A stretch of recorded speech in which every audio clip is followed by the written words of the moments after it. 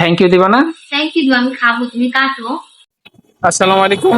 আজকে বিকেলে হাঁটতে হাঁটতে শফিপুর বাজারে চলে আসছি। সাদিয়ার জন্য একটা পাঁচ ব্যাগ কিনবো, ওকে সারপ্রাইজ গিফট দিব।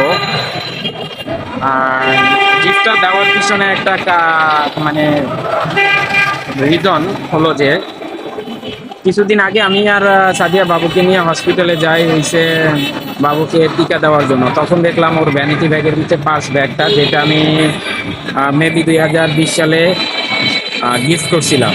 তো তখন দেখলাম যে ব্যাগটার চেনে একটু প্রবলেম। তখন আমার মাথায় থিঙ্কিং আসলো এইটা যে হয়তোবা ঘরের বউ হয়ে যাওয়ার পরে আমরা অনেক কিছু ভুলে যাই। বা সাদিয়া যখন আমার গার্লফ্রেন্ড ছিল তখন আমি প্রত্যেক মাসেই চেষ্টা করতাম কিছু না কিছু গিফট করার জন্য। তখন হয়তো বা জব করতাম না, টিউশনই করতাম, বাট এখন জব করি আর সাদিয়া আমার ঘরের বউ। কিন্তু তাকে যে আমি গিফট করব এই জিনিসটা হয়তো বা ট্রেন্ড ছিল, এখন সেটা মানে মনে থাকে না বা ভুলে যায়।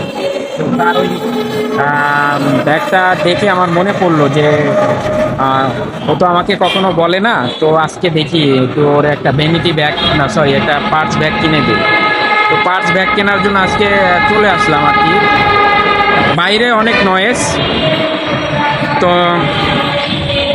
এই জন্য কথা বলতে একটু আনইজি লাগতেছে। বাট আমাদের সবারই উচিত ঘরের বউকে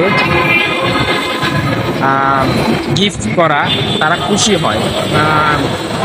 অপ্রয়োজনীয় জিনিস না, যেটা প্রয়োজনীয় জিনিস, যেটা তাদের খুব দরকার, সেই সব জিনিসগুলো আমরা তাদেরকে গিফট করতে পারি। তো আমি আজকে এইদিকে চলে আসলাম। এখন এইদিকে একটা শপ আছে, ভালোই শপে চলে যাব, তাকে গিফট করব। তো আমার সাথেই থাকুন।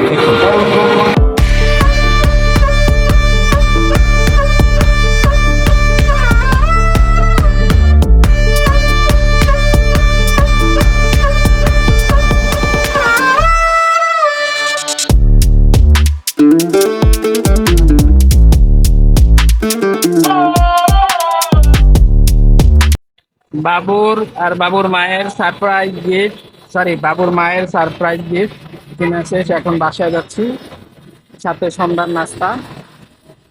তো আর একটু জ্যাম আছে, দেখি অন্ধকার করে বিকেল বেলা শুয়ে আছে। এই সাদিয়া, কি হয়েছে? অন্ধকার কেন রুম? লাইট বন্ধ কেন? তোমার জন্য নিয়ে আসলাম। এত কিছু? কি দেখো? কোনটা আগে খুলবো? হ্যাঁ, তুমি যেটা খুলতে চাও খুলো, সমস্যা নাই। এগুলো সব তোমার। খাবার পরে দেখো, আগে গিফট দেখো। খাবার আমি বলে দিচ্ছি, তোমার ফেভারিট নান, নান আর হচ্ছে গ্রিল। একটা আস্ত নান নিয়ে আসছি, আর না সরি, আস্ত গ্রিল নিয়ে আসছি আর নান। হ্যাঁ তোমার, আর তুমি যদি একটু আমাকে দাও সেটা অন্য বিষয়। বাইর করে, এটা তোমার গিফট। র্যাপিং করতে চাইছিলাম, এগুলা দেখার দরকার নাই। র্যাপিং করতে চাইছিলাম, পরে ভাবলাম যে বউকে দিব, র্যাপিং করে শুধু শুধু 10 টাকা নষ্ট করার দরকার নাই। এটা তোমার গিফট, পার্স ব্যাগ। অনেক, হ্যাঁ আমি ওই দিন হসপিটালে গেলাম, তখন দেখলাম তোমার পার্সের চেনটা একটু নষ্ট। তো মনে পড়লো যে সেই কবে 2020 সালে মনে হয় গিফট করছিলাম। তো অনেকদিন হয়ে গেছে। পছন্দ হয়েছে? ভিতরে দেখছো? আর বলতাম আপনি আমাকে নিয়ে যেতে। না, তাহলে গিফট হইতো পার্সোনাল জিনিস এগুলো দেখানো না। আমি এমনি একটা একটা বলছো, আর বাবুর জিনিস আছে এখানে। এমনি ক্যামেরা করছি, ওই সবাই জানে। এমনি তোমার অনেক আগে থেকে শুরু করছি। হ্যাঁ হ্যাঁ, ওইটা হচ্ছে তোমার বাবুর বডি ওয়াশ জেল। আর তোমার একটা কি, ওইটা তুমি কোথায় ইউজ করো আমি জানি না, প্রায় দেখি আনতে বলো, আনি। এই হচ্ছে এখন তুমি ই করো, এটা এটা দেখতে পারো, এটার ভিতরে তো বলেই দিলাম। তোমার কেমন লাগতেছে অনেকদিন পরে গিফট কর? অনেক হ্যাপি লাগতেছে। তুমি বলতা তাহলে আমিও যেতাম তোমার সাথে।